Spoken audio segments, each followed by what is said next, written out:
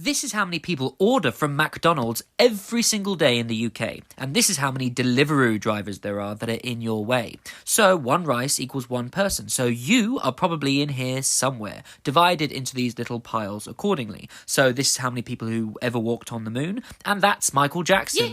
Now that you understand the scale, let's get into it. So this is how many billionaires there were in 1987 compared to now. This is how many people died on the Titanic compared to how many people made the dangerous crossing to the UK in small boats last year. So yes, some of these are pretty heavy. This is how many refugees in the UK from Ukraine, Slava Ukraini, and this is how many people die each year from poor water sanitation. The geniuses who put this together are incredibly precise about how they do this because there is no messing around on how many people bought tickets for Barbie and Oppenheimer on opening weekend. Pardon the pun, but all of this really is food for thought. It's really hard to visualize such big numbers, and this is a brilliant way of doing it. For example, this really blew my mind of how many people lost their homes in the flooding in Pakistan in 2022.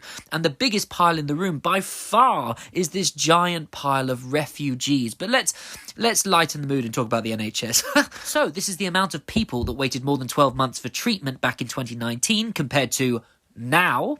And this big pile here is the entire NHS workforce. Some of us are still clapping for you, by the way. Oh, and that is about the same size as the population of Birmingham. Told you I would lighten the mood. Total amount of people who are born a day versus total amount of people who die a day. Gulp. Employees of Greggs. People who climbed Everest. Oh, one of those rice there is Elton John compared to his adoring fans at Glastonbury. It was amazing. Oh, and this one is my personal favourite. The Women's World Cup final. And look, you can even see the little rice players on the pitch. Well done, ladies. No pain, no grain.